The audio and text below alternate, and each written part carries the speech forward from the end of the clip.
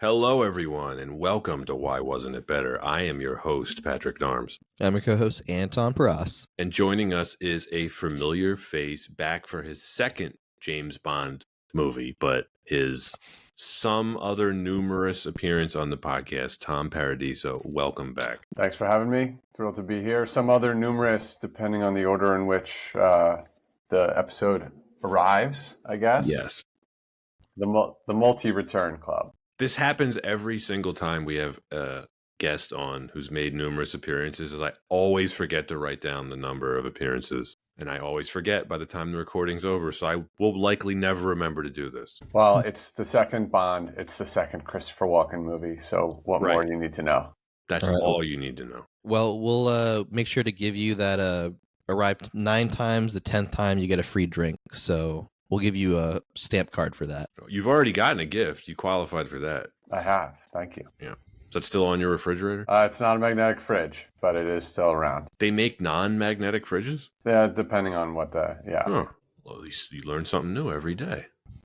I did not know that. No kids' artwork. Was that deliberate on you and your wife's part? It does. I wouldn't go with the aesthetic. Yeah, no. That's more my wife than myself. It doesn't match anything in the kitchen. Sorry. So both of you, are you ready to dance into the fire? Oh, yeah. I mean, just so ready. It's the 40th anniversary this year of A View to a Kill. 40 years. It's a big deal. We say this a lot, Anton, but we've been looking forward to this one. We've been talking this one up for a while. And I don't necessarily know why, because it is far from the best James Bond movie. Well, it hits a lot of points for the both of us, right? Yeah. Like, it's a San Francisco Bay Area film. James Bond, of course, that's a given. And there's this entertainment factor to it. There is. A microchip James Bond recovers from the corpse of 003 in Siberia is a copy of one that is impervious to the magnetic pulse of a nuclear blast. I always forget about that part of the plot, because it's meaningless. It is made by a company recently acquired by an Anglo-French combine called Zorin Industries, not to be confused with Zoran Industries, which the legal disclaimer at the beginning of the film informs us of. Bond is assigned to investigate Max Zorin. The tagline of this film has James Bond finally met his match. More on that in a minute. A View to a Kill was released on May 24th, 1985 by Eon Productions and United Artists, directed by John Glenn. Screenplay by Richard Maibaum and Michael G. Wilson, starring Roger Moore, Christopher Walken, Tanya Roberts, Grace Jones, Patrick McNee, Patrick Bauschow, sorry Patrick, David Yip, and Willoughby Gray. The budget was $30 million, adjusted for inflation, that's $87 million. The box office was $152 million, adjusted for inflation, that is $445 million. Tom, as the guest, why were you interested in talking about A View to a Kill? Well, I mean, we've talked about Bond. I mean, I've been on a Bond before. Roger Moore, when I was growing up, was probably my preferred Bond, was what I had said the last time. So, this was for the kid watching James Bond when I was growing up. This was like right in the wheelhouse of great action, and I definitely recalled watching that this time.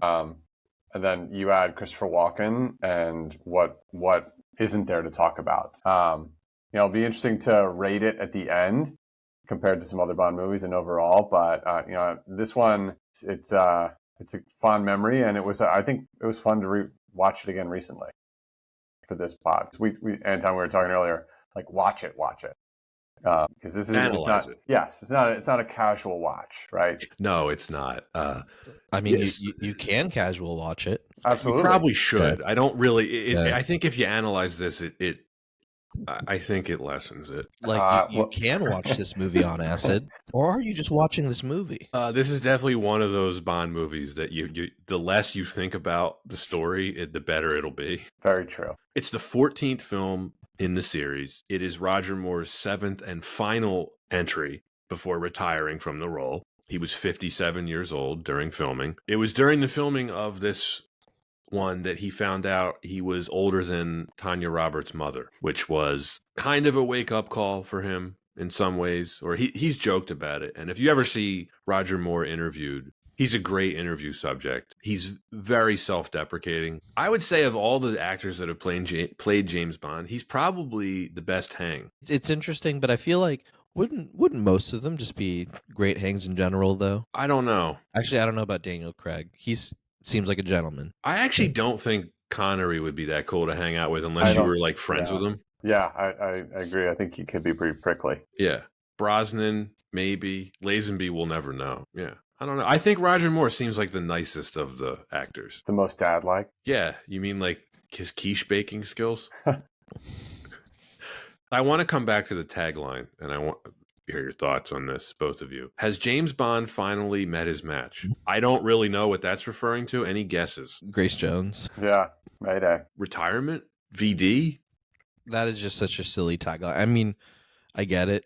It's trying to build up the stakes, but I would love it if I was just a teen in 85 going in to see this movie and be like, what? It's one of those things where I usually don't write down the tagline of a film, but this one, because it's prominently featured on the poster, which, by the way, awesome poster. I don't know. Mm-hmm. Very cool poster. Very famous poster. I miss these old school painted posters. This one, amongst the Bond fans, it's not considered one of the better entries. It has a sizable group of people that like it. Over the years, more people have come around on it to some degree, but I don't think it's a coincidence. This one, it has a 36% Rotten Tomato score, which is the lowest in the official series, believe it or not.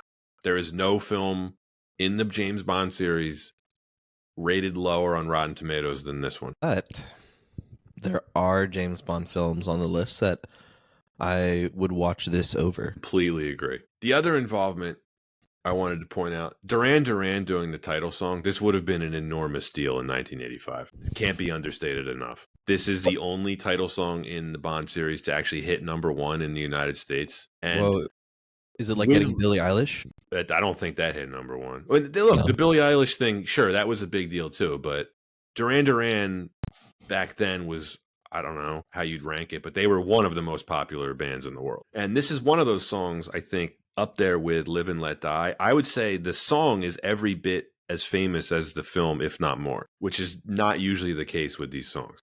I saw this one as a kid, Anton. I didn't love it.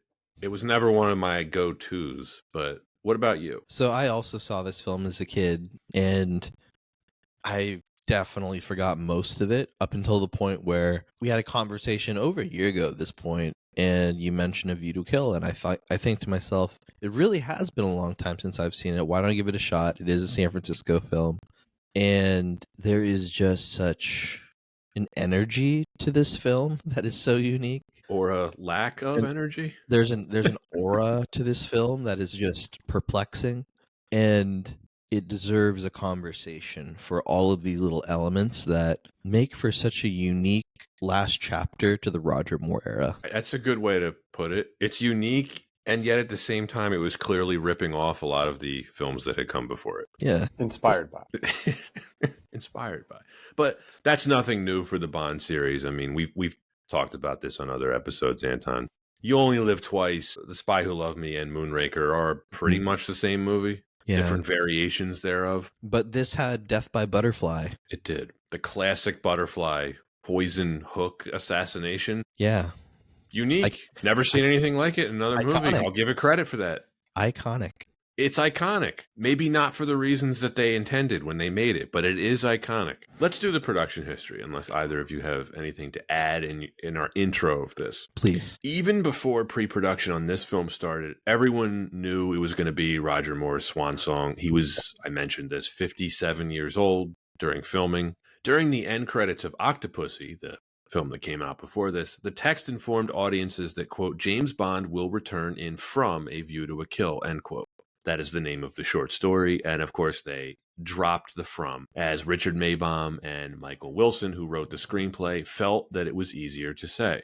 The original short story from which this takes very little was set in France, and since the producers had enjoyed their time shooting Moonraker in France, they decided to set part of the plot for this film there as well. The first draft of the screenplay was delivered in October of 1983. I'm not making this up. It involved Max Zorin manipulating Halley's Comet into crashing into Silicon Valley. Michael Wilson decided on a more realistic plot. Let that sink in for a second. Would it have been better or worse? Is it a metaphor for the meteoric rise of the startup culture in the Silicon Valley? I think definitely. Yeah. no other way to interpret that. Love the vision. After, of course, writing the actual plot that you see in the film, Wilson insisted, quote, the actual mechanism for causing earthquakes was not that far-fetched, end quote. I don't know about that, but we'll move on. The horse racing subplot was included because Cubby Broccoli was into horse breeding himself. It's a good hobby to have if you got some money, right? Sure. Yeah, Cubby Broccoli, Yeah. Tony Soprano. Alex Ferguson. The role of Max Zorin was originally offered to David Bowie, which is interesting to think about. He initially accepted, but then later decided against it, saying, quote, I didn't want to spend 5 months watching my stunt double fall off cliffs, end quote. Sting and Rutger Hauer were also offered the part before Christopher Walken was cast. We talk about this sometimes on the podcast, Anton. Would have been interesting to see Bowie in the role, but I think we're all happy with Walken, right? Yeah, and I think all the roles Bowie has taken over the years, they have their own fun flair, and we have a very interesting young Christopher Walken in this film, which, like you said, it fit well. Young, bleach blonde Christopher Walken. Bo Derek, Cilla Presley, and Sharon Stone were considered for the role of Stacey Sutton. Presley was going to take the part, but she could not get out of her commitments to the TV show Dallas. Tanya Roberts was offered the role after the producers saw her in The Beastmaster. Shout out to The Beastmaster. I remember that from its HBO run at some point in the 1990s. It was on early in the morning before I went to school. It's the only reason I know what The Beastmaster is. I only know it because they reference it on Venture Brothers. Probably not worth revisiting. Here's a cool bit. Anya Amasova from The Spy Who Loved Me was originally supposed to make an appearance. Barbara Bach was going to return, but she was unavailable at the time. So the new character of Paula Ivanova was created, played by Fiona Fullerton. Although only appearing briefly, this movie is Dolph Lundgren's first on-screen role. He played one of General Gogol's bodyguards. He was dating Grace Jones at the time of filming, and he was conveniently on set when director John Glenn realized he needed someone to fill in. What do you think their relationship was like? We said it on our watch along. Vicious, Workout buddies? Yeah, I'm sure that's what happened. competitive. Rocky IV was the same year as this, right? I think it was 85, right? Ooh, 85. Yeah, Yeah, big year for Dolph Lundgren. yeah. Yeah, If he it might have dies, been the he peak of dies. his career. He's in a James Bond movie, and he's Ivan Drago. It's pretty good. Samurai Cop, and then what is it? What's the movie he's in with Brandon Lee? You You love that movie. Yeah. It's not important. Oh, It's fine. man. We can move on. Little Tokyo. He's in Showdown in Little Tokyo? Yep, Showdown Little Tokyo. Yeah, it's one of Anton's favorite movies. It's a true film about the Yakuza that definitely predates anything Ronin did. Yeah. I remember it from way back, but I didn't remember that Lundgren was in it. I mean, in this one, blink and you miss him. Could you even call it a cameo? Because he wasn't just a It's bit almost like an part. extra. Yeah. Yeah, He was an extra, but definitely one of those extras that I think stared directly into the camera. yeah. I don't You can know. finish. You might have seen more of me when I walked onto set for Transformers one time in the microsecond action sequence, like a background extra in a car chase where Michael Bay is cutting every fraction of a second. So you definitely don't see me. Where was that? L.A. In Princeton. But you mean the second one? Yeah, the second one when they were filming it in Princeton and Penn at the same time. Yeah, I went to see them filming it. Yeah, Well, I this did is too, my- and we walked yeah. on while they were filming We into didn't a, walk on, but into a scene. And then during the reset, I got all nervous and was like, "We gotta go." I don't know where we reset to because we're not in this scene. our paths almost crossed there. Maybe you were not trying to get on camera. No, it must have been a different day because I don't think they were actually filming when I was there. It was just like a bunch of people watching. And it was, it's a lot more boring than you'd think. Really boring. But they like realizing what, and we digress here. Realizing what was going on that day and how much was going into it, and then seeing the movie and how much of the film that was like a split second of a car, of an action sequence. But a pivotal part of that film, the real question is, did Shia LaBeouf actually get into Princeton? I don't think so. No. All right. Now, by this point, Cubby's daughter, Barbara Broccoli, was heavily involved in the series. Principal photography began with the horse racing scenes at Royal Ascot on August 1st, 1984. Several French landmarks, such as the Eiffel Tower, its Jules Verne's restaurant, and the Chateau de Chantilly, were filmed. The production had to obtain special permission to film the base jumping parachuting off of the Eiffel Tower, as well as the car chase that turned into different iterations of a car. The rest of the major filming was done at Fisherman's Wharf, San Francisco City Hall, and the Golden Gate Bridge in San Francisco, and the Dunsmuir House in Oakland. The Leftio Dual Bridge was featured in the fire engine chase scene. The fire engine jump was done for real by a stunt driver, Remy Julien, at 80 miles per hour. Filming was delayed when the, quote, 007 stage, end quote, at Pinewood Studios burned down on June 27, 1984, during production of Ridley Scott's Legend. It was rebuilt in less than 4 months and renamed the Albert R. Broccoli 007 stage. Ridley Scott. Yeah. Good job, Ridley Scott. Yeah, man, you guys have seen Legend, right? Yeah. It ain't great. Of all the films to burn down a legendary stage. I know, right? It couldn't have been something good. We're going to cover that, Anton. Yeah. Unfortunately. Good times. A full-size section of the Golden Gate Bridge was constructed at Pinewood for the climax. Production wrapped up in January 1985, and despite going over schedule by 2 weeks, they came in $5 million under budget for a final cost of $30 million. I feel like that's rare. Well, quick sidebar on that. A lot of the making of material that I've read about this film, they mention numerous times how much money they were trying to save. We did this to save money. We did that to save money. It's like, I don't think that ended up working in the film's favor. Which, more on that later. Duran Duran was chosen to do the song after bassist John Taylor, a lifelong Bond fan, approached producer Albert R. Broccoli at a party and somewhat drunkenly asked, quote, "When are you going to get someone decent to do one of your theme songs?" End quote. Now, John Barry, who also composed the score, did the arrangement for the song, which to date is the only Bond song to hit #1 in the United States. The film did well at the box office, but earned considerably less, less than 20% than the two previous Moore films. And that is A View to a Kill. Let's talk why wasn't it better. Number one, this is the obvious reason, but it has to be talked about. Roger Moore was too old. There's no getting around this. Look, I hope to look this good when I'm 57. I'm not saying he looks bad for his age, but he was too old for the role. He stayed probably a film too long. It's a flaw. Did we see him? I'm trying to remember. We saw him throw maybe a couple punches in this film, including one when he knocks out the truck driver, and then he goes, "Oof, oof!" And that was rough to watch. I'll zag a little bit on this. When I watched it when I was a kid, I didn't notice. I think James Bond was an old guy this is as a 10-year-old, 12-year-old. Right. Mm-hmm. Now, what about now in HD? Now it's very noticeable. I mean, he seems to be the oldest in the role, but hadn't Connery already done a comeback where he was legit old? Yes, but I think the difference with Never Say Never Again is they address his age in the film, and they make a big deal about it. You've been in retirement, and we need you to come out. And so they actually address it at the forefront. Here, I think the problem is not necessarily his physical appearance. It's especially in HD, how often and how visible the stunt doubles are. It's almost every scene where he's required to do anything physical. Every scene. Literally everywhere. Starting, not even looking at the skiing, but the Eiffel Tower scene. It's there's the jumping on the elevator, stunt double. Yeah. And it's the classic, low budget, whatever they call the pan away from, it's show the action and then pan to the face, right? Multiple times. The car. When the windshield gets chopped off. Yeah. Oh God. Yeah. You're right about the car thing. I don't want to take away from the fact that it is an awesome stunt. The stunts in this movie, I think, are pretty great. Even the skiing stuff, even though Moore was never in, I think they filmed that in Iceland.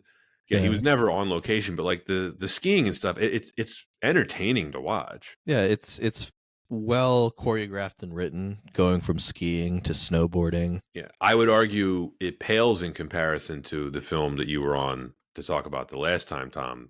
For Your Eyes Only, the stunts in that movie are elite. Yeah, and this was a distilled version of those. Not quite as good. Maybe a photocopy. We'll talk about it later with the budget. I'm questioning where a lot of the budget went here. The other part of it too, with his age, did you feel bad for the woman in the iceberg boat at the beginning? Yeah, a little bit. Not much to eat on that on that boat. 5 days to Alaska. There's no shower that I could see. It's caviar and vodka. Yeah, only one bottle of vodka. Yeah. Yeah. Caviar's not that filling. Let's just say it smelled horrible in there. That was I mean, look, we're joking about this, but like that was actually my takeaway watching this the last time. I'm like, wow, I kind of feel bad for that woman. Yeah. Everybody was getting up there in this film. Bobby Brown as M. He doesn't look that much older than Bond. They M is supposed to be a father figure, mentor type to Bond throughout the series, or mother type of figure when you get to Judi Dench. And in here, they look like coworkers by this point.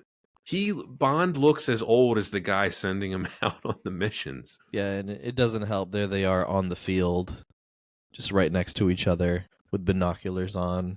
And then having the whole group together, this cast really did age, and you saw it considerably. You had Bond, M, Moneypenny, Q, and then Sir Godfrey Tibbett. My wife joked during the last watch of this. She's like, "What do you think their combined age is? Is it like 300?" And I was like, "You might be right. It looks like an episode of Murder, She Wrote." Especially during the horse racing. Yeah, the Royal Ascot. Although, Anton, when we were doing the watch of this, both of us wanted to be there. We're like, we'd love to go to that. Yeah, I mean, I think a proper horse racing environment where I have to put on a top hat, like, I will gladly partake. I'm always looking for a good time. Looks like a good time. Get some mint juleps. Yeah, I don't think they serve mint juleps in England, but Kentucky Derby action? Hell yeah. I'm into that. It's one of the biggest things that people talk about with this film. And I think it's one of those subjects where you often hear it about the film, and it's not unfair.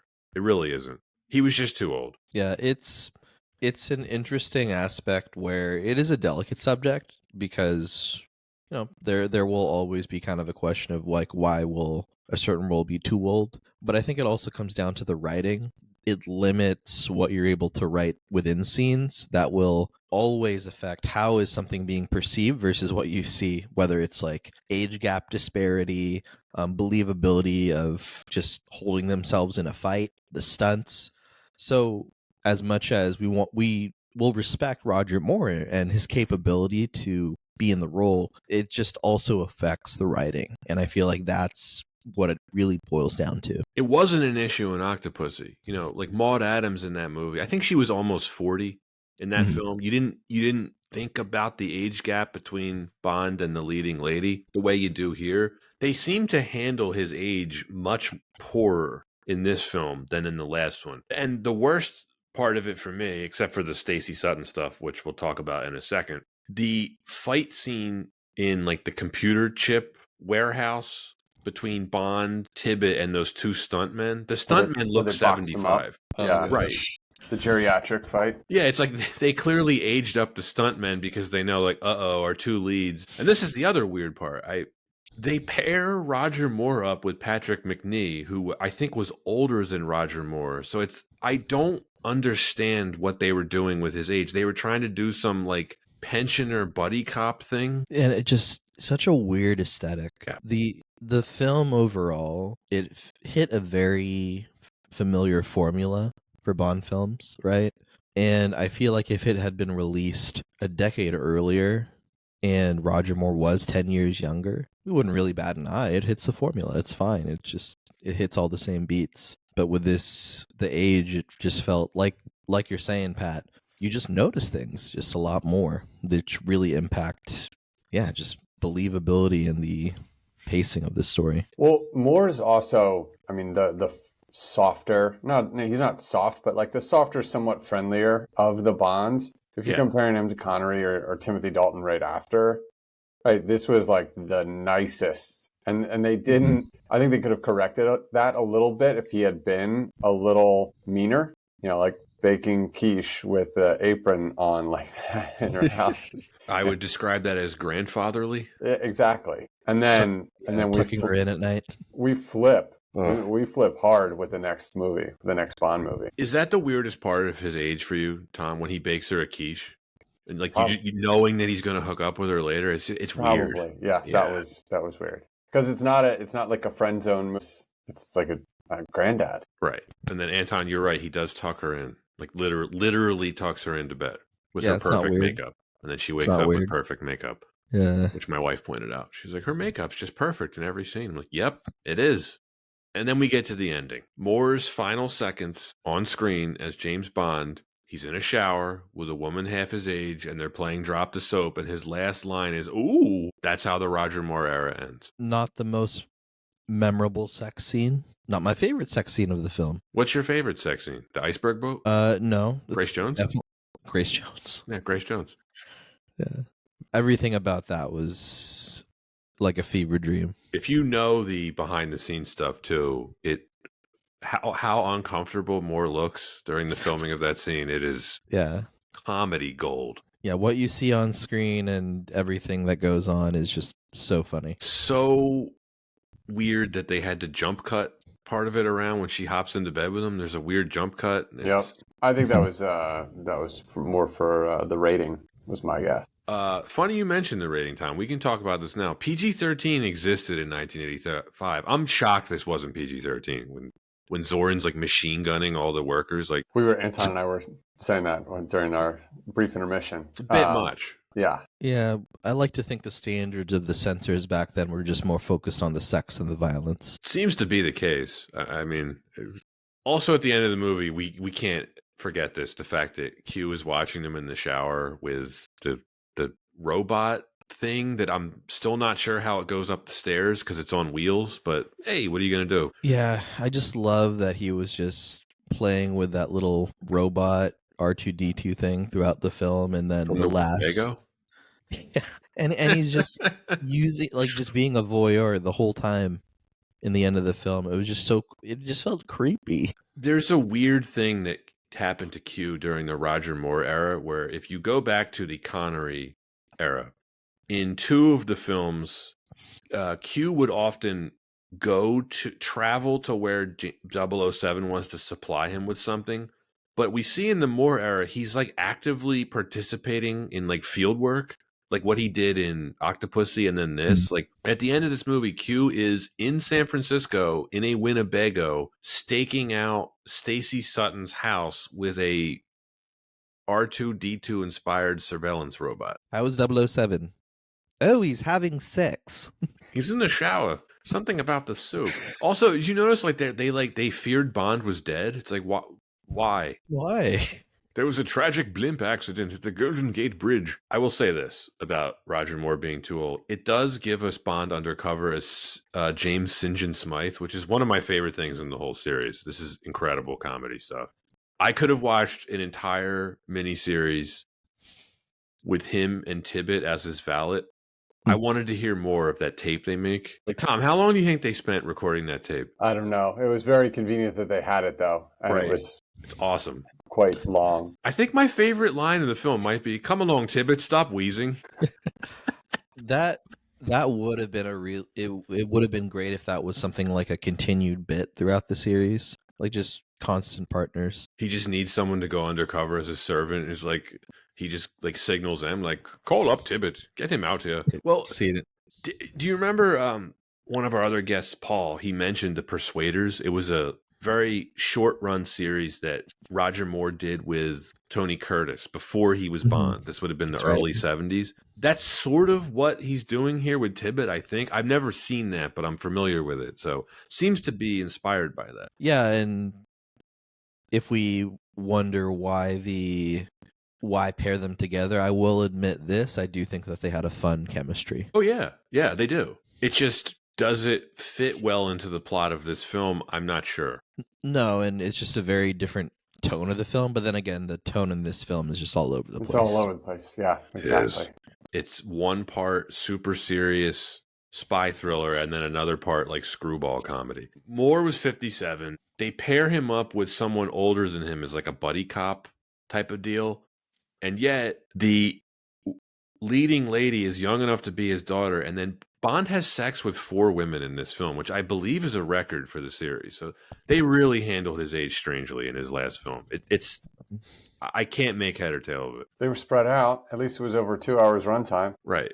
And the first one was iceberg boat sex. That doesn't count. Well, and same with the Russian agent one. That was kind of one and done. There was a means to an end. I guess even Mayday was too. Pola? Yeah, with Pola. Pola even, man, they could have cut that. They whole didn't need that sequence scene out. at all. Yeah, that at all. whole, yeah, that whole thing. Well, if they'd cut it out, then what would have inspired Austin Powers? Come on. That's true. It's true. Good point. That's a great point. And if in case we don't get to it later, there were many, and maybe it was the budget cutting. There were many sequences that were very much. I was like, wow, this is so much like Austin Powers. Like the mechanics of whatever structures or things, the way they did it, or the bodies falling. Yes. Oh, out of the blimp? Out of the blimp. And then there's another one early on. I wrote 2 notes about bodies falling and like the limbs flailing, like flapping around like a dummy. Which I'll give respect to Austin Powers. They got it right. Oh, yeah. Oh, yeah. Oh, yes. Yes. It is interesting how obviously Austin Powers it's a parody of James Bond and other things, right? It's not just parodying James Bond.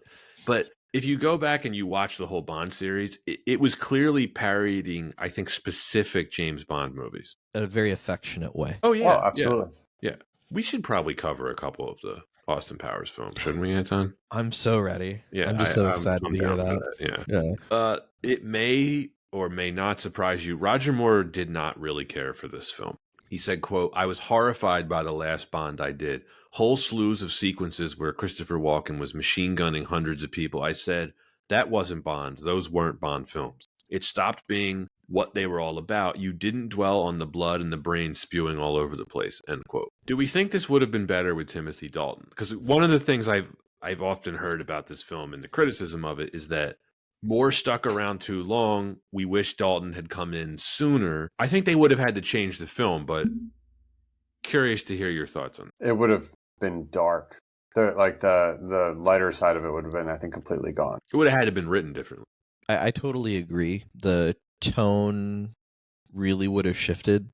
I think a lot of those questions that we ask ourselves about like the age disparity, what we see on screen, it wouldn't exist. Right. But if the other things stay constant, you still don't address like the rest of the team also just being much older. So they would have to be recast probably if you bring in Timothy Dalton. And at the same time, you still have Christopher Walken. So I don't know if necessarily the tone still wouldn't have been all over the place. If they had fully rebooted with this one, I think that actually would have been better for Timothy Dalton's Bond arc. If this had been the first reboot with a Duran Duran song to kick it off, you don't throw a Beach Boys song into the cold open. You make it like a GoldenEye, like GoldenEye cold open. Like this ski scene. I mean, this open with a ski scene. I was like, oh yeah, this one. There's another ski scene. This is going to be great because those ski scenes were great. And you do that with Timothy Dalton. You give him a great cold open into the Duran Duran song. Like the movie's on at that point. It is weird how they actually ended up doing the Dalton. You know, the first one, The Living Daylights, they replace Moneypenny, but they don't replace M or Q. And it's like they never, to your point, Tom, they sort of tried to reboot it, but they didn't fully commit to it. Let's talk about the plot. That's the second reason. Whoa.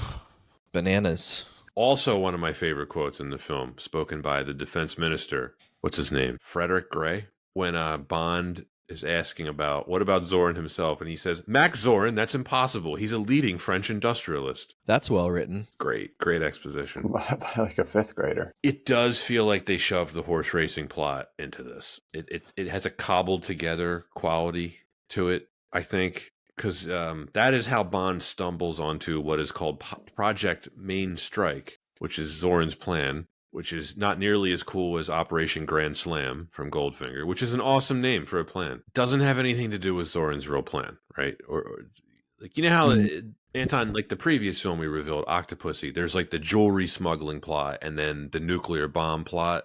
They are related to one another. They are tied together. But not this one. No, it's just this was literally what's going on here. Oh, there's something else? Well, the part of it that I think doesn't really hold up, it's like, why would Bond care about a horse racing thing? Like, oh, we think this guy might be cheating at horse racing. Like, what possible motivation would Bond have to go poking around the stables in the middle of the night? All I can think of is it's really affecting M's habit. Just because he really had a good eye at the stables, and then suddenly it's just not working out how he expected. Maybe 007's just getting old, so they're giving him the different cases. They cared about it enough to pair him up with, Sir Godfrey Tibbett, what is he? He's not an agent, right? Or he's like a horse racing expert for the Ministry of Defense. Yeah, that was so weird to feel like I had to be convinced that he was a field agent of some sort. Is he a field agent? Because I'm not convinced. Yeah. I mean, enough of a field agent that he was sent by himself originally, right, to check the stables. Right. M introduces him at Royal Ascot as he's like our department. So I think I was wrong about Ministry of Defense. I think he's in the Secret Service, but like, what is his expertise? He's in accounting, but he just really knows horse racing. He's just into horses. It's his thing. At the same time, Zorin is all in on the horse racing thing. Yeah. I didn't put this together. Hear me out. He takes it seriously enough that he's willing to kill a private detective to keep it secret. And this is something I never realized until analyzing the film for this episode. Mayday assassinating Aubergine at the Eiffel Tower, it has nothing to do with the Silicon Valley plot. Aubergine was hired by the French Jockey Club to look into Zorin's alleged participation in the horse fixing thing. So Zorin cares about the horse racing stuff enough that he has made kill a French private detective. Is there something more about horse racing politics that we don't know about? Like, is there more millions of dollars in it, or more implication in an 85 than it being like a very not as well attended thing nowadays? I mean, we know there's a ton of money in it, that's for sure. Yeah. And Zorin's pretty ruthless. It could just be him taking it to an extreme. Yeah, he certainly takes it to an extreme, because he's on the speedboat that picks up Mayday after she gets that. He's just there for whatever reason. Also, one of my favorite parts in the film where they start laughing and she slaps herself. So great. No, I think that's a really good call out, Tom. Maybe this we're just looking into it too deeply. Like, this is just the way that the writers felt would exemplify how eccentric he really is, and how much of an extreme he's taking things, and that's part of his eccentric nature. I don't love it if that's. It doesn't make sense, but the thing that bothers me about it is he's supposed to be some genius. We know this from the genetic lab experiment that he is, right? He has like a high IQ. It's like, well, he does a lot of dumb shit. This is a lot of that tell, not show. We didn't see the cut footage where, Scarpine's like, do we really need to put so much emphasis on the horse racing stuff? He's like, Scarpine, you have to understand, I'm happiest in the saddle. As we know, he's into it. That's his passion. Horse racing. All right, I have to talk about Aubergine. Ooh, yeah. This guy, he's like a caricature of a French person. His voice. Well, him and, of course, our favorite sheriff of the series, J.W. Pepper. Yeah, it's in a few movies, Pepper. You're right. Yeah, and I feel there's always an eccentric caricature in that sense. Or in at the least Moore we've era, seen, for sure. Yeah, and we've seen those eccentric characters. But oh my gosh, just every French stereotype going on. You think he was dubbed? Oh yeah, heavy ADR. What is he orders like are they drinking Bollinger and then he orders like Moutine Rothschild? Yeah, the nice stuff. And then Bond's like, "Oh, great choice." He's like, "I'm glad you approve since you are paying the bill." And then his assassination. This is my question for you both. Was this supposed to be hilarious? Because it is. I think it has to be, because you get no time to feel any affection for him or to just feel bad about him dying. So then when it finally does happen, you're just like, it would track that guy would die by butterfly. Was it poison? It had to be, right? Because it hits him like on the face, but then the next cut, like it's like in his neck. Yeah, it just like sticks to his. It's like a fish hook, right? Like, how did it kill him? I assume poison, but Poison tip makes the most sense. It was the French version of a poison dart.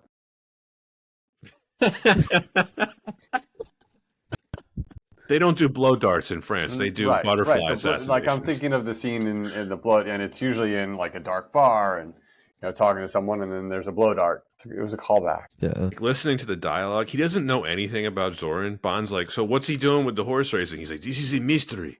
It's like, "Oh, so do you know anything about him that can help me?" He's like, "No, not really, no." Just a complete throwaway of a scene, really meant to just set up the chase scene with Grace Jones. Right. Which is super memorable. It's an awesome part. Yeah, but it's just such a weird setup, and I'd have to feel bad for Bond in that moment being undercover. Like, this is so not fun. This dude is so not cool. I love the ADR too when Mayday like hooks his legs with the fishing rod thing, and he's like, "Oh!" It's just awful ADR. Okay, so let's talk about Zoran's plan, his actual plan, which is called Project Mainstrike. It's a recycled version of Goldfinger's Operation Grand Slam, only dumber. Mm-hmm. So he wants to corner the microchip market, right? Mm-hmm. Just like the gold market in Goldfinger. Here's the problem with this. He's going to destroy Silicon Valley via flood, right? He wants to create a double earthquake, which is a Pokemon move, as we've talked about, Anton. Yes. Can't they just make more microchips? Like the whole rest of the world? Couldn't they just make more? Yeah, it's we have to think about it like this though. If all the manufacturing is in the Silicon Valley, which that's how they're making it seem, and specifically that part of the peninsula, then you're probably taking out all of their manufacturing and factories. For them to be back up and running probably would take time, in which case, if everything that they have is intact, well, then they're able to serve up all the contracts and then slow things down for everyone else. But that's why I'm saying it's a dumber version of what you see in Goldfinger, though, because in that film, him irradiating the gold supply of the United States, that actually would have had serious worldwide economic implications, right? Well, and there's also a few more plot holes. There's also East Bay on the other side of the peninsula, right, which would not have been affected. Or Japan.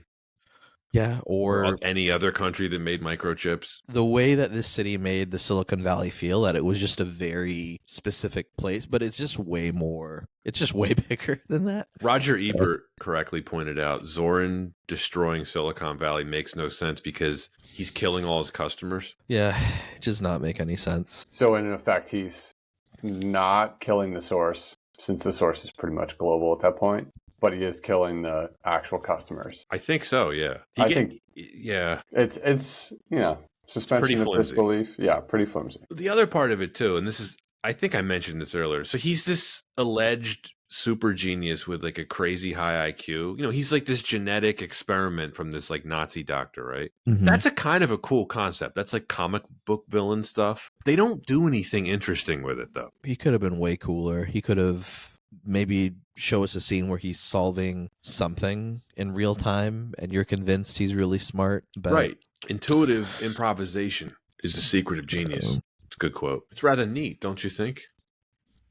It's a lot of exposition in this film. Is it bad that I cared more about the horse racing scheme than the like microchip one? I much prefer the aesthetic of the microchip scenes in San Francisco, but that's just a bias. And even then, the scenes in France, I mean, seem fancy. A lot of Louis Vuitton. He does have Louis Vuitton luggage. A lot of it. Even the credit card or the check copying gadget. Tom, did you also notice he had a sharper image? I did. I took a note on that. The sharper image credit card product placement.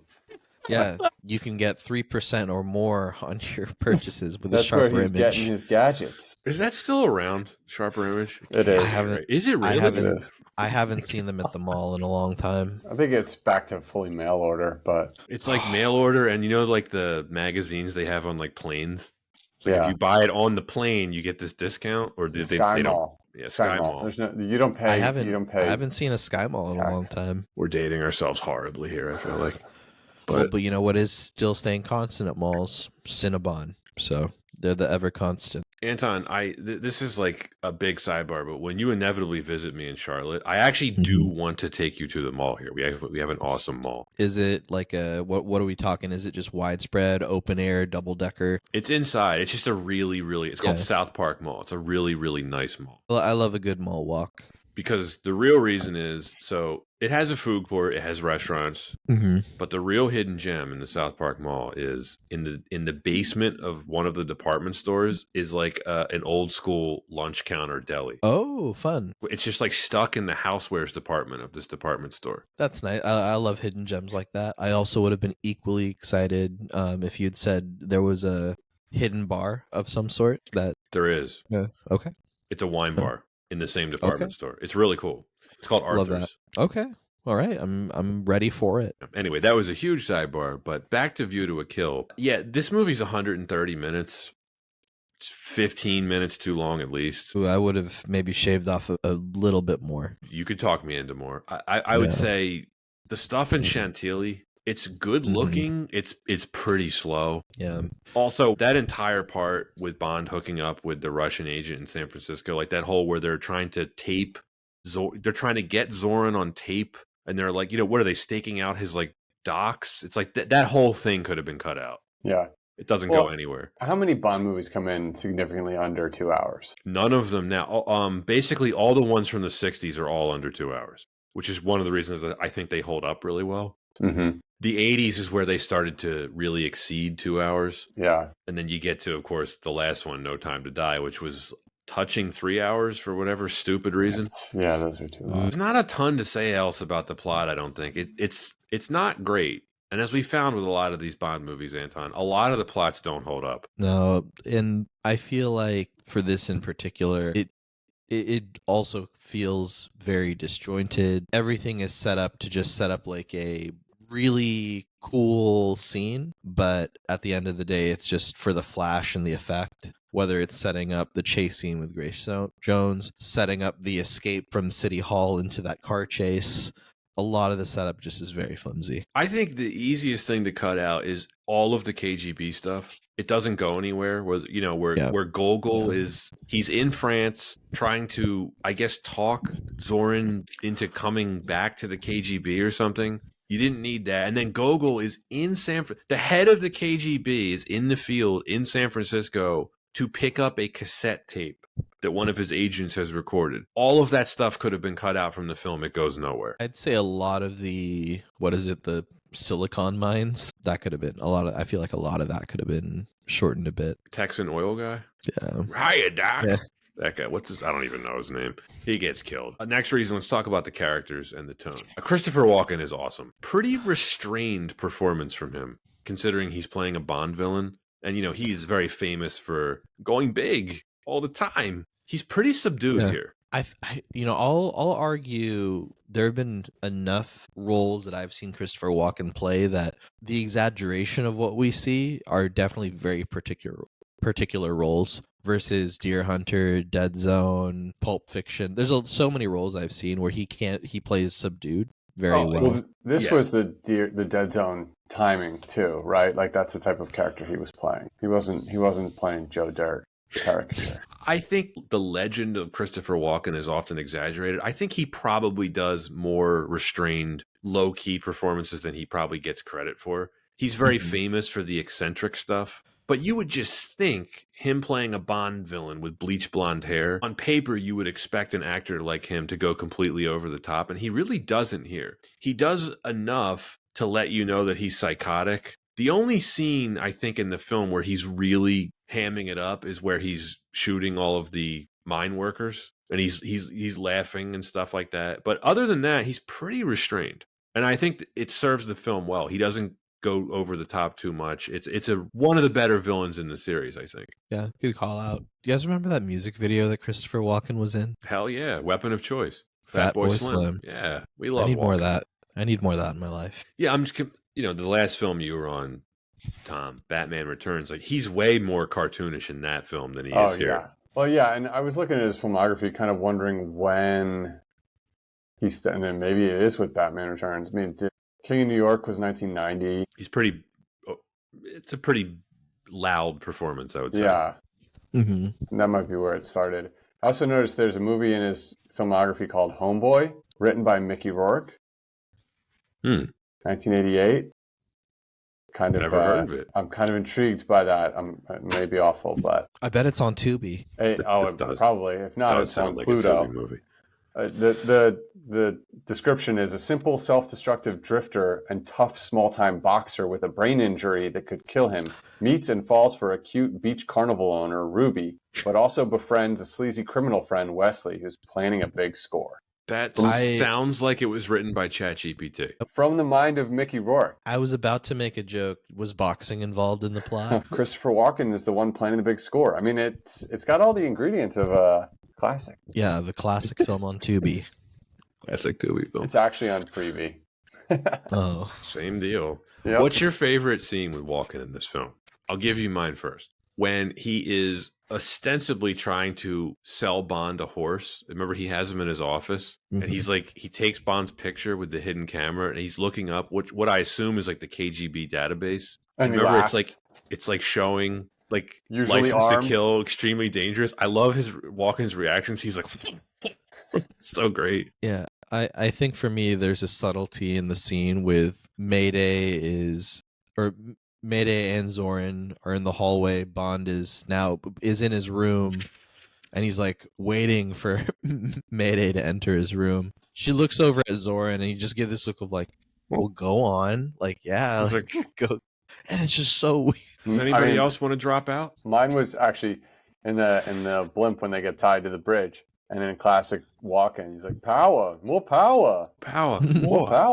That's it. There's a whole bunch. How devastated he is when Mayday comes out of the mine and blows up. He's like really fatherly with Mortner too. Remember, he's like patting his head. They have a real relationship. Yeah. Very affectionate relationship. Yeah. Did you feel a little bad for him? He was so committed to this plan. Slightly.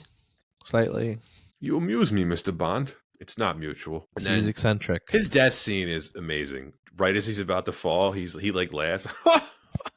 Consistent. I think if it wasn't in the script, good job for Walken to keep the role consistent. Much like Christopher Lee in Man with the Golden Gun, I would say what's the biggest flaw of this film? It's probably the screenplay. There's not much on the page for Max Zorin. I don't think it's a particularly well-written character. Like I mentioned earlier, they have this great concept of him as a genetically modified super genius. They do nothing interesting with it. Yeah. Walken is elevating this material. You mean Max Zorin, the wealthy French industrialist? Speaks 5 languages, no accent. At least 5 languages. Right. At least. That's a good bit of dialogue. What does Bond say? He's like, oh yeah, her name's Mayday. He's like, dressed for the occasion. Yep. Yeah, he's one of the better villains in the series, I think, and it's entirely because of Christopher Walken, not the character itself. Mayday says, "Wow, what a view," and then Walken is to a kill. They did the thing. The title drop, it's a little shoehorned. It's time to talk about the lady in this film, Stacey Sutton. Tom, would you say convincing geologist? Yes or no? No. I'd say. Go ahead. Oh, go ahead, Tom. No, you go. I would say convincing geologist if she's only one on paper getting paid by the city. Fair. That's a good point. So, Tom, question for you: Tanya Roberts, would you bake her a quiche? Oh yeah, I'd bake her a quiche. Same. Yeah. I called this out during the movie. Looks like Hilary Duff. She really does. Yeah. Oh, she is a classically beautiful woman. I mean, I think she's one of the best looking women in the series. You easily. could put her in a movie today. Yeah, I think and she would be a standout. Yeah, Hilary Duff as well, in a bit of a renaissance. Yeah. What's she in now? Not much, but just Instagram. She's all over social media. Instagram. She's in Brooklyn. Yeah. Look, I don't think Tanya Roberts can act. Not exactly a controversial statement. It doesn't ruin the film for me. No. I'd say plays the part exactly how we'd expect. I'd take her over Denise Richards. I'd take her over Halle Berry in Die Another Day. Question about her character, though. Zorin is allegedly trying to pressure her into giving up the shares to her father's oil company, right? He is offering her $5 million, which according to her is 10 times what they're worth. And she's just like, no, I'm not going to do it.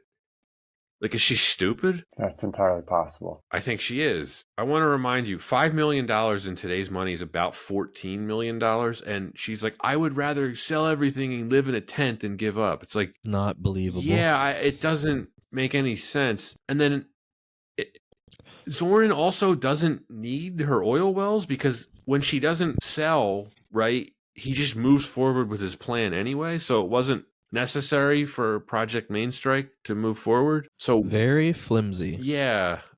But this is again, I'm questioning his IQ. He cared about it enough that he sent a gang of thugs to her house to like strong arm her into giving up the oil wells. Yeah, to do what? Just to scare her? It's not clear. But Bond scares them away with a shotgun loaded with rock salt because it's California and you can't shoot anyone who's entering your home because it's that kind of state. Just remember that, Anton. If you have an intruder, rock salt. Well, not in this day and age. I'm sure rock salt's also frowned upon. Tom, would you bake Grace Jones a quiche? Yes, but for different reasons. It's because she intimidates If you. she asked me to, I absolutely would. Yeah, it's like you're not saying no to Grace Jones. I like her character, actually. I did too.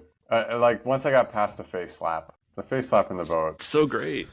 Yeah, I don't think she's a great actor, but I like the character. It's pretty memorable. Not very common for the series to have, what is it, an ultra powerful henchman, also a woman. Right. Probably Like- first. Oh, Yeah, wait, no. basically- No. Irma No, Bunt. yeah, I was gonna say was more of the earlier iteration, but also not like physically assertive. No, and Bond does not have sex with Irma Bunt. Although he As almost far does, as- if you as- remember. yes, almost. Yeah, you don't know But, what happened when he was unconscious. I don't know. I feel like just Grace Jones was just having such a fun time, Yeah. and you could see that on screen. Yeah, the only thing with, again, this is a fault of the writing. So she turns and ends up being the savior, right? Because she helps Bond and she takes the bomb Sacrifices out. herself. Because I guess you're supposed to root for her. It's like, man, she murdered Tibbet and Chuck Lee. Yeah, it's It is pretty funny though. Yeah. When I don't think it's supposed to be funny when in the mine when all the bodies are floating by after the mine floods and she's like Jenny. That was a going out with a whimper for Jenny Flex. And Panho, And not Pan. Lopan, but Panho. Real That was quick on other Jenny name. Flex. Wish there was more of her. I think, my opinion. Do you know how old she was in this film? The actress. I don't know, probably like 20. Yeah.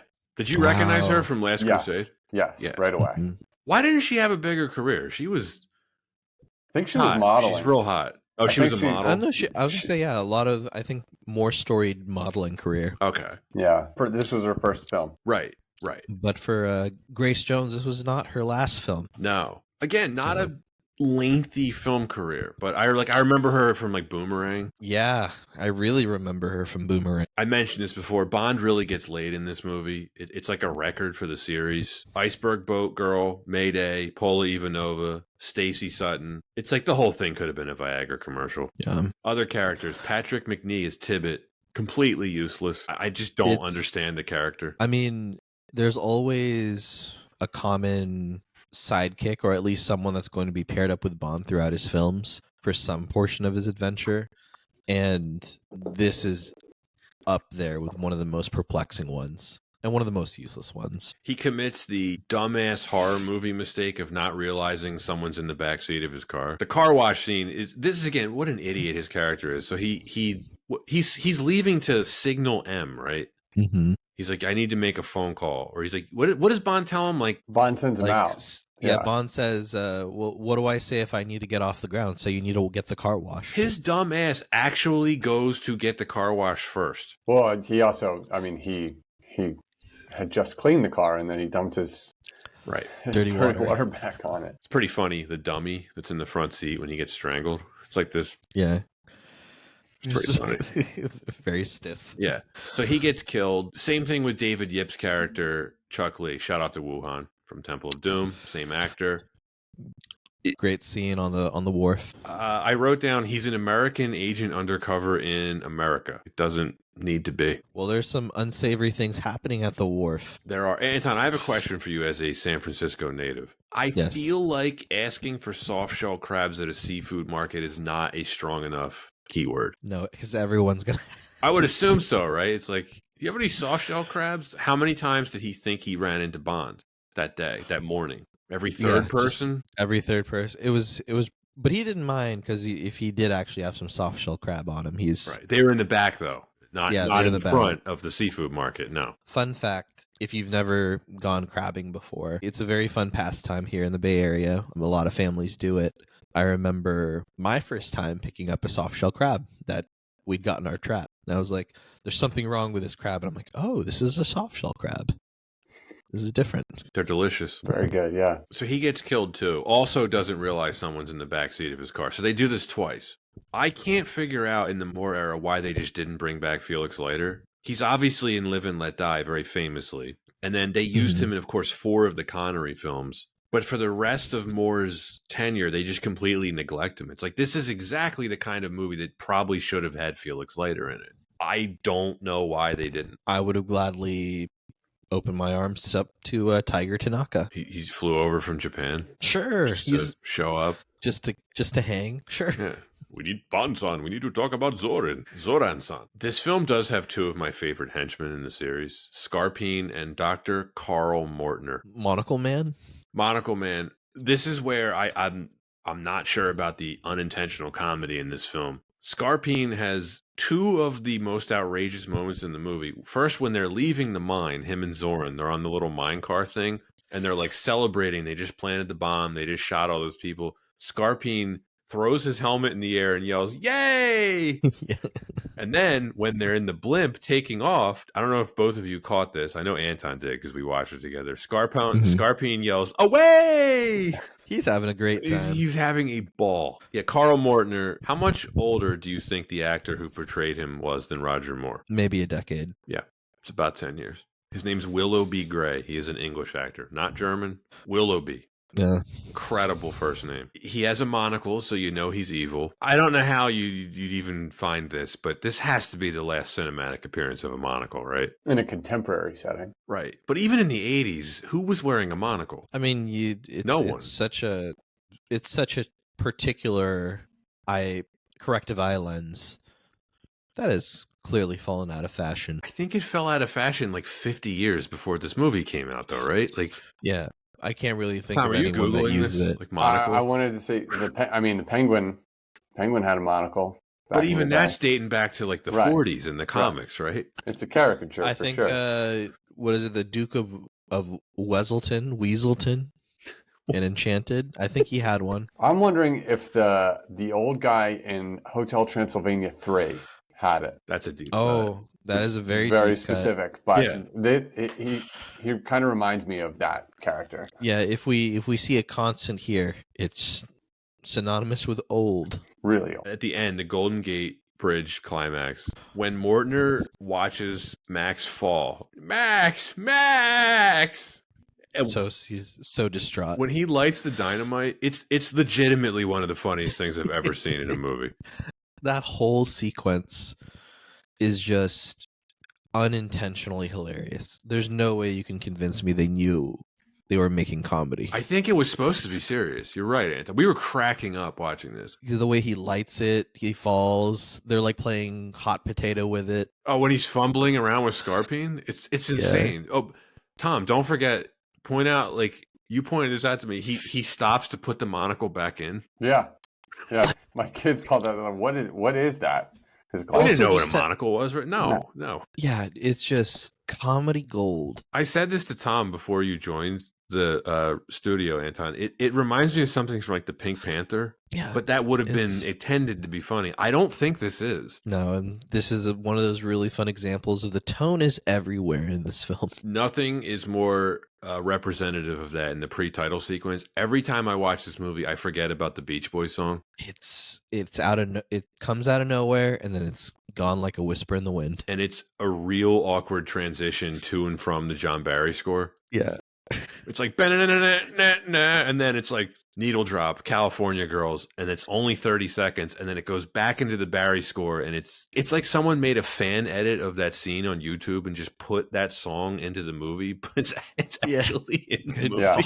And it's just so funny because I'm sure it's a call out to an hour and 10 minutes into the film where you're actually in California. Just do it in the scenes where they're definitely not in California. They're supposed to be in Russia. Anton, it's not as goofy as Diamonds Are Forever, right? But it's approaching it. It's not as goofy, but I'm starting to convince more and more that it's closer to its gravity of how goofy that film is and how goofy this film is. But let's talk about the production, The Last Reason. We touched on this a bit earlier. This had a pretty big budget for 1985. I don't really know where it all went. Horse racing. It all went into horse racing. Filming on location in Paris and San Francisco is not going to be cheap. I would assume a good chunk of the budget went to that. They spent money on the stunts, and I assume everyone on the crew got a raise from the last film, but there's a lot about this movie that looks cheap to me. Do you think that was real Louis Vuitton? Maybe that was part of it. This was just write-offs. Yeah, I think that part was real. Yeah, like, okay, how do we build out the budget? Let's actually buy out Louis Vuitton, have it in the scenes. I couldn't afford that. And then it gets lost in the prop masters den for whatever reason. Analyzing it now, I think apart from the Paris sequence, I found most of the set pieces to be pretty pedestrian. Yeah. It's a real lack of energy in a lot of the action scenes. The thing that impressed me the most in the reading is just the full, what is it, one-of-one set for the Golden Gate Bridge. Yeah, that's pretty Yeah. good. You're right. That's pretty convincing. The I think, climax. I like, thought that was a really good set. yeah, intercut that with the actual, what is it, B-roll that they have of the bridge. Very well done. I always was recently, not too long ago in December at the Paramount lot, just checking out the studios, and you see the size of sound stages. They're immense. They even have like the doors are called like elephant doors, because back in the day you'd have to be able to fit in an elephant to walk through the doors, just because I guess back in the day in movies it'd have a lot of elephants. Yeah. And so the scale of that and being able to fit in like a replica of the Golden Gate Bridge, I could only imagine like being on that soundstage. I'm pretty critical of the cinematography in this film, but I would say the climate, the Golden Gate Bridge climax, considering that was all filmed on a stage, the lighting is perfect. It does look like it was filmed outside. Yeah, that was probably the best shot scene. Yes, because I was going to mention this later, but I will now. I think the best shot in the film, and one of the best shots in the series, is the overhead shot when they're on the bridge and you see the ship going underneath. It's the same shot, and you get a couple versions of it. Bond running up not the pipe, The railing. the railing. And then Okay. when he's struggling with Zorin, that shot's incredible. Where they actually had stunt performers on the top of the bridge for a couple shots, and it's breathtaking. It really is. Just the thought of that is terrifying, though, being on the railing like that. What would the wind be like up there? And I told you, Pat, there are like city workers that work on the bridge. That is how they get to those portions of the bridge. They clamp themselves in with hooks on the side of the rail, but they're just climbing up the top of that rail to work on the bridge. And yeah, like you said, the wind, unforgiving. We get some great stunts, though. We really do. The car stuff in Paris, and then Anton, you pointed this out on the rewatch. Even though I think the horse racing stuff is pretty dull, the steeplechase scene, there's guys falling off horses, like super dangerous stunts. That's so dangerous. Like, I couldn't help but just feel like, of course, every other scene, whether it's a big drop, it's dangerous, of course, or Bond dangling for his life during the chase in San Francisco. But the horse racing, it just felt so... I felt like it was exhilarating because it was a horse chase scene, and that was well choreographed. But then also, someone check on those stuntmen, because that's dangerous. Yeah, and like they didn't have any way of faking that stuff back then. The San Francisco stuff I also found kind of dull. I mean, there's a lot of gags in the chase sequence. I noticed a pattern here, Anton. Bond films that end up in the States, for whatever reason, he always ends up being chased by the police. Diamonds Are Forever in Las Vegas, he gets chased by the police. Live and Let Die, we get the boat chase, with the sheriff and all the cops. And then here with the fire truck, it's like, and it's always some fat local cops crashing their cars, Blues Brothers style, trying to chase Bond with a bunch of slapstick humor. I have no interest in seeing Bond getting chased by the cops. It's very boring to me. Yeah, you do it once. Like, I'll say that. You do it once, it's novelty, probably fun for that film. But especially when you get to A View to a Kill, we've seen a lot of this before, and it's just recycled at this point. It's just, we're over it. It precedes the film that I'm going to talk about here, but the San Francisco cop with the mustache, he really reminded me of Dennis Franz in Die Hard 2. Yeah. Like, remember when his car gets wrecked by the bridge? He's like, oh, nuts. It's just, I don't know what movie they're trying to make here. Or when the cop comes up to yell at the guy that's coming out of his paycheck, $100 a month. That's the thing. That's the part. He's like, oh, nuts. Yeah, he's just he's one donut away from retirement. Also, how dumb did it make Bond look? Where they're like, "Oh, we found your gun inside." He's like, "Is this yours?" He's like, "Yes, thanks." He's like, "All right, you're under arrest, pal." It's like a Dick Tracy villain. Yeah. So that scene where the part of the SF chase scene where they're on the Lefty O'Doul Bridge, that's now where. Yeah, Lefty O'Doul Bridge. That is now where Oracle Park is, or formerly known as AT&T Park. for the San Francisco Giants. So you've been there, okay. Pat. Yeah, That yeah. that whole part of 3rd Street. Seeing it like that though, that is old school San Francisco. Like that whole area was just manufacturing, auto garages, just blue collar. That part of the city. This movie's cool to watch for that because you get some parts of San Francisco that look the same. Like Fisherman's Wharf pretty much looks the same. Yeah, and that's on purpose. Right. You want to keep that And classic then the look. part you just mentioned, I would have had no idea that's by the ballpark. I mean, the Completely ballpark built didn't up. exist then, but And the ballpark was built in like the 2000s. right. But that would have been interesting if they had shot scenes at Candlestick Park. That would have been very different and very dangerous. Yeah, not the most cinematically photogenic part of the city. No, but if you're trying to shoot a scene that feels a little unsavory, you definitely could have shot it at Candlestick Park. Does it at all make sense that they would be driving on that bridge, or is it purely a function of the stunt? I mean, Is that near to get City through- Hall? It's No. okay. All right, That's a ride from City Hall, right? Yeah, so to get there from City Hall, if you have no traffic, At night. it's not a straight shot. You can't get there directly on 3rd Street. It is not a straight shot. You'd have to definitely be at least like go over about 2-3 blocks on the left to get to Lefty O'Doul Bridge. And at that point, if you're going past Lefty O'Doul Bridge, you're going south, you're getting out of the city. Which I guess makes sense with they drove all the way through overnight straight to the mines. They have no sleep going on. Right. Tom, where are you on this? Like my point about like just watching him get chased by the cops. Like I just don't find it exciting. Yeah, I mean, I was thinking about it.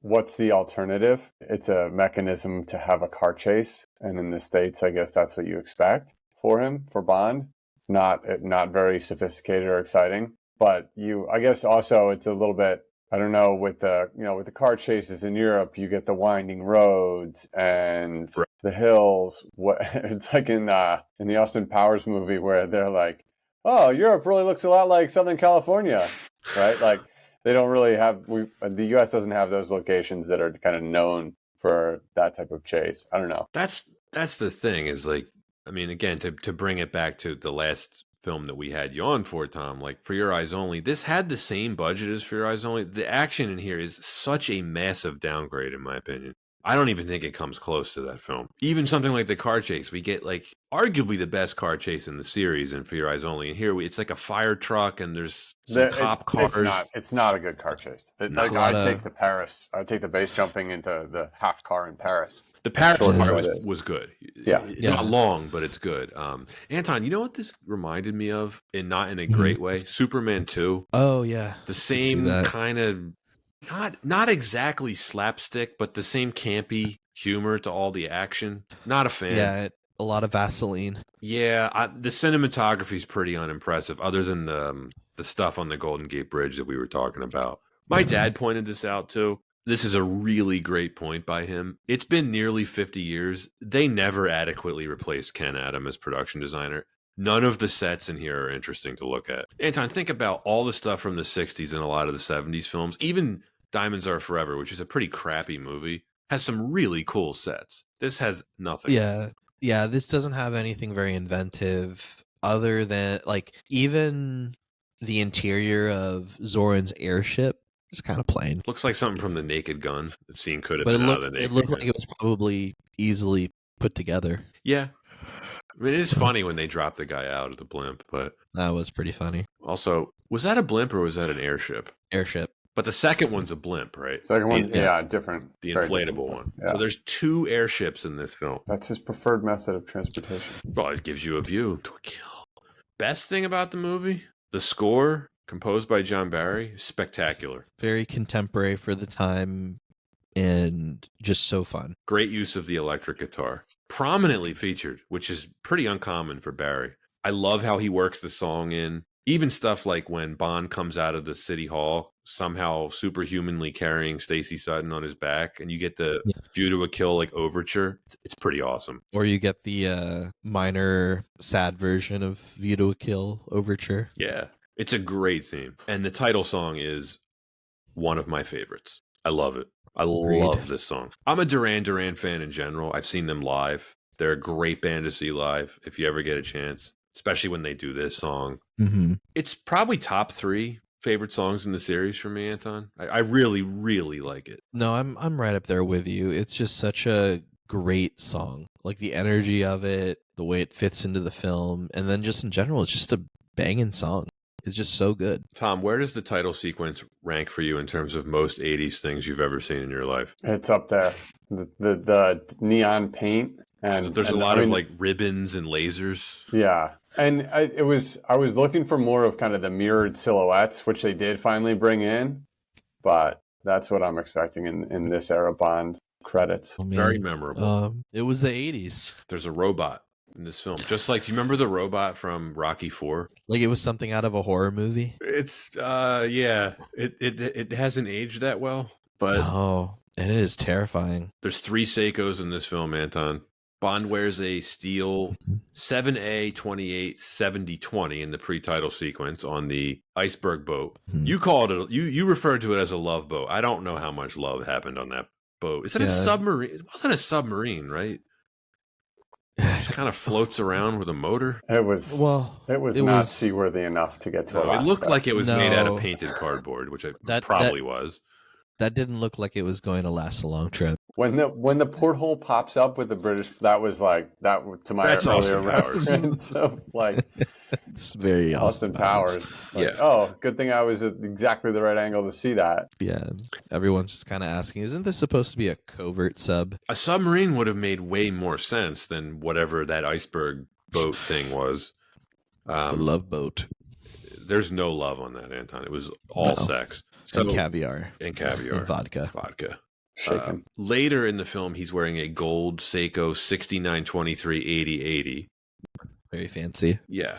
And then the KGB agent who gets thrown into the pipeline and, chopped up by the fan, he's wearing a H558, which I believe is the same model that Arnold Schwarzenegger wears in Commando and Predator. So there's your Seiko watch. As usual, I think Roger Moore is very well dressed in this film. He's got a lot of nice suits on. I love a good tan suit. I like the gray blazer with the check tie that he wears when he shows up in Chantilly. Or even the very more toned down but casual adventuring look in San Francisco. No suits there, but still really, really great. It's like a leather jacket he's got on, right? Yeah. Yeah, good stuff all around. I don't have anything else to add. We've covered a lot here. Yeah, this movie's bananas. It's a strange movie. Very common thing among Bond villains is some physical deformity, right? For Max Zorin, is it the fact that he has bleached hair? It's not a deformity, Anton. Why would you talk about blonde people that way? That's not blonde. You saying Stacey Sutton has a physical deformity? Because I don't think she does. Now, maybe he wears smoked sunglasses, which is not very common anymore. Yeah, maybe that's it. That's his distinct. Maybe he was just so intelligent, he actually some logic was lost on him. We talked a lot about plot holes and issues, and it's a necessary suspension of disbelief. The underwater scene when he's exploring in the pipe and they turn it on. So it seemed extra contrived to me. Because why is he down there exploring a pipe? What's he expecting to find in the pipe? And then dropping the guy getting sucked in. Horrible way to die. Yeah, that was really bad. Although it's a good warm up for the Timothy Dalton. There's some water scenes. The one scene in the pressure tank where the guy blows up. Yes, Milton Crest. Right. Quite memorable. Yeah. I mean, if we cut out too much of the scenes from the horse racing portion, we don't see Bond giving us a good tip on how to survive if our car crashes into the water. Oh, I had that note too. I Googled if it's possible. Mythbusters, it is. Proved it. Not for a long period of time, but no. It's also the classic, why didn't they just kill Bond? It's also, was that a Rolls Royce? It's a waste of a Rolls Royce. Yeah. We get that old school Range Rover, though. Pretty cool. That's pretty sweet. Yeah. Tom, as the guest, you always have the opportunity to go first to give your rating, if you'd want. I think I went first the last time. I want to defer. I'll go first this time, Anton. Because I honestly have no idea how you're going to rate this. Mm-hmm. I have a bit of a soft spot for this film, which is mostly based on nostalgia, but I have to admit this is a clunker. I like Roger Moore.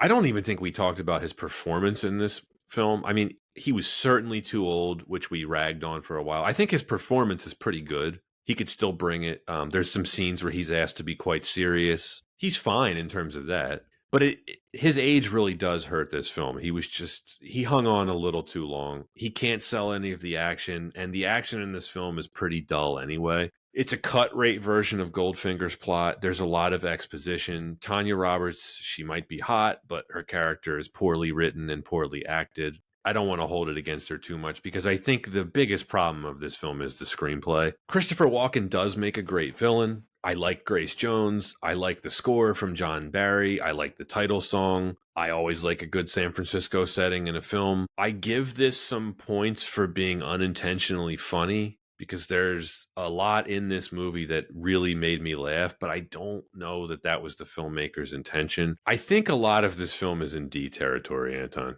There's nothing particularly great in this film apart from, I think, the soundtrack. I'm either going to give this the same thing I gave Man with the Golden Gun, which is a D+, or Moonraker, which is a C-. I'll go C- just because of how much this movie makes me laugh, but it is one of the lower tier Bond movies for me. I'm trying to be objective about this and just judge it as a film. It's pretty long and it's awkwardly paced, and there's more bad than good in it. I'll go C-, but gun to my head, it probably deserves something in the D range. Yeah.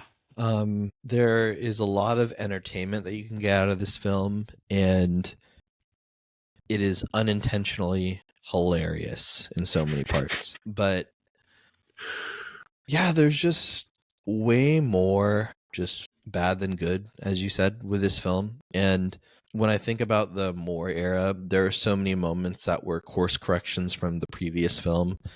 And I feel like this is the exact moment, right, where in the series, everyone had to take a look at themselves and say, do we continue the template? Do we build from it? How do we continue to change and move? And you see a lot of why on screen. All the respect in the world to Roger Moore, but it was just time to move on to the next era and time to evolve. But at the same time, there were still so many really cool, fun, enjoyable moments in this film. And I really have to acknowledge that. But when it comes down to it, not a lot about this film made sense. And it was a bit all over the place with the tone. So it's not the worst Bond film for me. Like, I will absolutely watch this again, is what I'm saying. But that is just more so out of a personal preference. But objectively, I know that this film is just not very strong on its own. I have to put it at a D+. Wow, I'm a little worried I'm gonna come off as generous. I think we've talked about all the reasons why. I think we've really covered a lot about this film. If it wasn't a Bond movie, where I go is, if this wasn't a Bond movie, I would say that it had some good moments, but overall would be pretty forgettable and not something I would seek out to watch again. It benefits from all of the aspects of the James Bond productions and what you know about the character and what your investment in it. It's not a movie I would want to watch to discuss like this again, but as a movie to put on, if this was the TBS Days of Bond, I would tune in for this one. And if I missed a bit of it, I wouldn't be the least bit worried, right? If I turn it on and I was only able to catch the scenes in Paris, that'd be fine. Or at the end, the blimp scene, and maybe I don't know that the mindset really would engage. But to earlier points we discussed, it was time for a change, and I think the series needed a more substantial facelift than the one that Roger Moore got before this movie. So I'll still be slightly generous, just because probably I am, and I've got a soft spot for James Bond, but I would give it a gentleman's C. It's in the lower end, but I think it's, for me, more of the middle of that lower end. Yeah, no, I don't think that's overly generous. It's fair. It is watchable. It is entertaining. You mentioned, Tom, this series needed a refreshing after this, and of course we got it with Dalton, right? And I think Dalton brought a lot of new, interesting things to the role that really benefited the series. But What's interesting about his first film and his second film, his final film, actually, they kept the same production crew. And director. Right. Same director, Yeah. same cinematographers, same editors, same screenwriters. It's like, so it didn't really get a refresh. No. I keep thinking it was a great point earlier. If Dalton was in here and if they had done more to reboot, like if you take Roger Moore's era and you put it into the 2010s and then you reboot it into the teens, like how significant of a reboot does it get? And if that was the same, if the same James Bond actors were used, like it could have been like I don't know, the Logan to the Wolverine and X-Men movies. I mentioned this very, very early on in the intro of this, or in the production history, how they came in under budget. And I said I wanted to bring this up again. These movies made really good money. This made less money than Octopussy, which made less money than For Your Eyes Only, which made less money than Moonraker, and et cetera, right? But when I read the production histories of these films, starting in the 80s, there is a noticeable, I'm not going to call it obsession, but there is a noticeable pattern of they are repeatedly talking about how they were trying to save money and they did this to come under budget and we did this to cut costs. So it's I really do think the 80s films suffered for it. All of the ones from the 60s and some of the ones from the 70s, I think, were filmed way better than these 80s ones. And again, that does not mean a movie is bad or good. I think inherently the biggest problem with The View to a Kill is the story and the screenplay. But John Glenn directed this. He directed all the ones in the 80s. A lot of the scenes in this look like a TV movie. Yeah, but it looks great on Tubi. It does look great on TV. And to your point, Tom, when you first saw this, when you were a kid, you didn't think about this stuff, or you didn't think about Roger Moore's past retirement age. They were all old. They were all old. They were all Bond movies. But yeah. The refresh that this series needed in the 80s, it didn't really come until the Brosnan era in the 90s. That feels like a huge refresh. If you watch License to Kill and GoldenEye back to back, they're only 6 years apart. It feels like 60. And we'll get there eventually. But we need to get through 2 Timothy Dalton movies first, Anton. A Timothy Dalton. Yeah, it'll be fun. All the Bond movies are fun to talk about. Mm-hmm. But that's it for View to a Kill. Tom, great to have you on. This was a fun one. It was. Thanks for having me again. Yeah, we will have you back. Maybe for a Dalton, although there's only 2, so it's slim pickings. I know we're having you on for Tron next season. The revisit. Yeah, Anton, we're going to do a Tron doubleheader. We obviously have covered Tron Legacy very early in this podcast, which very early. Tom expressed an interest in doing if we ever revisited it. And I thought we might as well do the first Tron and Tron Legacy to prepare for Tron Ares, which is going to come out in October of this year. Very good timing. Well, I'd just love to talk about Garrett Hedlund. So Anton does too. Is it trash day? I just heard Garrett Hedlund's name mentioned. Anton, you have to think of it like this. It could have been Justin Chatwin. Could have been Sam Worthington. Yeah, could have been worse. All right, well, that's it for View to a Kill. I think the next episode is going to be a special May the 4th release, and we're going to do Star Wars The Clone Wars, which is the Star Wars movie that everyone forgets is a movie. Well, weird 3D Yodas. Let's go. Yeah. And that's it for this week's edition of Why Wasn't It Better? If you are listening on Spotify or Apple Podcasts, please give us a follow and a 5-star review. Be sure to check out our YouTube channel as well. We have various levels of subscription there that you can subscribe to. You can find us on Instagram, Twitter, and the recently reinstated TikTok. For those who would like to support us directly, we do have a Patreon. Links to all of the above are in the description. Thanks for listening, and see you next time.